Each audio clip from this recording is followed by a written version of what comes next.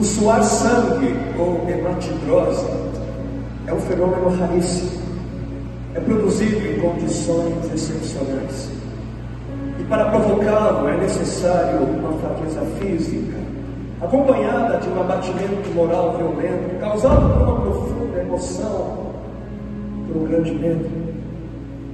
O terror, o susto, a angústia terrível de sentir-se carregando todos os pecados dos homens devem ter esmagado Jesus.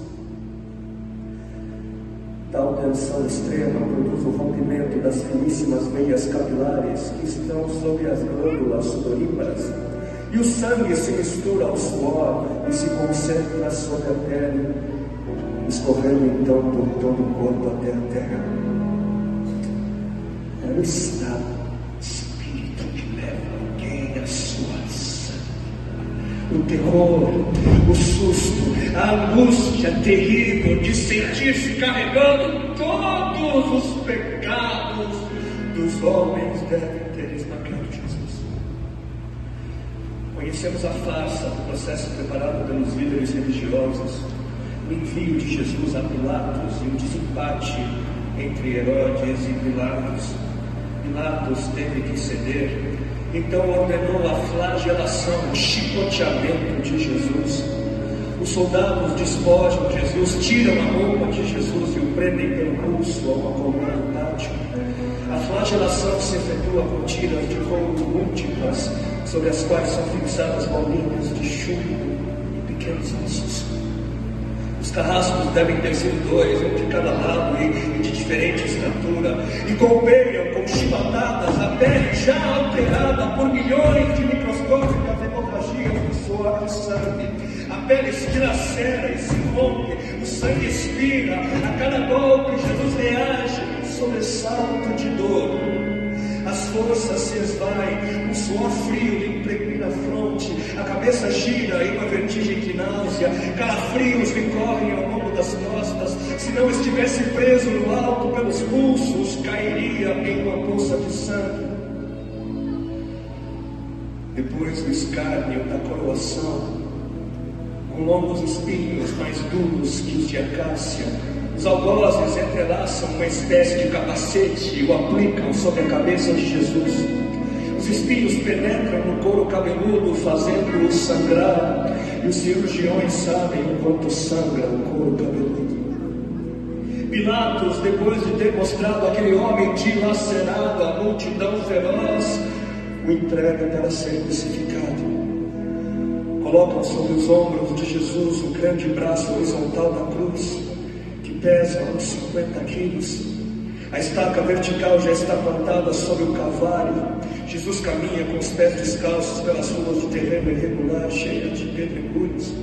Os soldados o puxam com as cordas. O percurso é de cerca de 600 metros. Jesus, fatigado, arrasta um pé após o outro, frequentemente cai sobre os joelhos e os seus ombros estão cobertos de chagas, de ferimentos. Quando ele cai por terra, a viga lhe escapa, escorrega e lhe esfola o dorso. Sobre o Calvário tem início a crucificação. Os carrascos despojam o condenado, tiram a roupa do condenado, mas a sua túnica está colada nas chagas dos ferimentos e tirá-la produz dor atroz. Quem já tirou uma atadura de gás de uma grande ferida percebe do que se trata. Cada fio do tecido adere, cola a carne viva, e ao levarem a túnica se laceram as terminações nervosas, postas em descoberto pelas chagas. Os carrascos dão um puxão violento, e há o risco de toda aquela dor provocar uma síncope. Mas ainda não é o fim. O sangue volta a escorrer. Jesus é deitado de costas. As suas chagas se incrustam de pequenos elementos. Depositamos sobre o braço horizontal da cruz. Os algozes tomam as medidas. Com uma broca é feito um furo na madeira para facilitar a penetração dos pregos. Os carrascos pegam um prego, um longo prego pontudo e quadrado, apoiam-no sobre o pulso de Jesus e com um golpe certeiro de martelo o plantam e o rebatem sobre a madeira. Jesus deve ter contraído o rosto assustadoramente, o nervo mediano foi lesado. Pode-se imaginar aquilo que Jesus deve ter provado: uma dor lancinante, agudíssima, que se difundiu pelos dedos, espalhou-se pelos ombros, atingindo o cérebro. A dor mais insuportável que um homem pode provar, ou seja, aquela produzida pela lesão dos grandes troncos nervosos, que provoca uma síncope e faz perder a consciência. Mas em Jesus não. O nervo é destruído só em parte, e a lesão do tronco nervoso permanece em contato com o prego, e quando o corpo for suspenso na cruz, o nervo se esticará fortemente como uma corda de violino esticada, e a cada solavanco, a cada movimento, vibrará, despertando dores dilacerantes. Elevam a Jesus.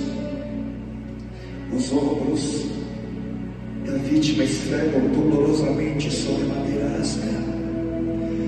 As pontas cortantes da grande coroa de espinhos penetram o crânio. A cabeça de Jesus inclina-se para a frente, uma vez que o diâmetro da coroa o impede de apoiar-se na madeira. Cada vez que o mártir levanta a cabeça, lhe começam pontadas agudas de dor. Pregam-lhe os pés. Ao meio-dia, Jesus tem sede. Não bebeu desde a tarde anterior e estava desidratado pela perda de tanto sangue. Seu corpo é uma máscara de sangue. A boca está seca aberta e o lábio inferior começa a perder. A garganta seca lhe queima, mas ele não pode engolir, tem sede. Um soldado lhe estende sobre a ponta de uma vara uma esponja com bebida ácida de uso entre os militares. Tudo aquilo é uma tortura atroz. De repente, um estranho fenômeno se produz no corpo de Jesus. Os músculos dos braços se enrijecem em uma contração que vai se acentuando, os bíceps esticados e levantados, os dedos se curvando. É como acontece a alguém ferido de tétano, a isto que os médicos chamam de tetania. Quando os sintomas se generalizam, os músculos do abdômen se enrijecem em ondas imóveis. Em seguida, os músculos entre as costelas, depois os do pescoço e finalmente os músculos respiratórios se enrijecem.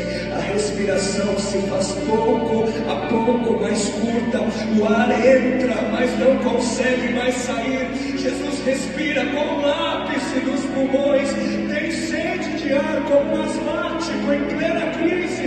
Seu rosto pálido pouco a pouco se torna vermelho, depois se transforma num violeta purpúreo. Jesus é envolvido pela asfixia. Seus pulmões cheios de ar não podem mais esvaziar-se. A fronte está impregnada de suor, os olhos saem fora de órbita. Mas de repente algo acontece. De repente algo acontece. Lentamente, como um esforço sobre-humano, Jesus toma um ponto de apoio sobre o prego dos pés. Ele esforça-se a pequenos golpes, se eleva, aliviando a tração dos braços. Os músculos do tórax se distendem, a respiração torna-se mais ampla e profunda, os pulmões se esvaziam e o rosto recupera a palidez inicial. Mas por quê? Por que este esforço? Por quê? Porque Jesus quer bradar: Pai, perdoa-lhes porque não sabem o que fazem. E logo em seguida o corpo de Jesus começa a afrouxar-se de novo e a asfixia recomeça. Foram transmitidas 7 frases pronunciadas por ele na cruz, e cada vez que quer falar ele deverá elevar-se, tendo como apoio o prego dos pés. Inimaginável. Atraídas pelo sangue que ainda escorre e pelo coagulado, enxames de moscas unem ao redor do seu corpo, mas ele não pode enxotá-las. Pouco depois o céu escurece, o sol se esconde, de repente a temperatura diminui, logo serão 3 da tarde, e depois de uma tortura que dura horas e horas, todas as suas dores, toda a sua sede, todas as cãibras, toda a asfixia, todo o latejar dos nervos medianos e arranca um lamento. Deus meu, por que me desamparaste?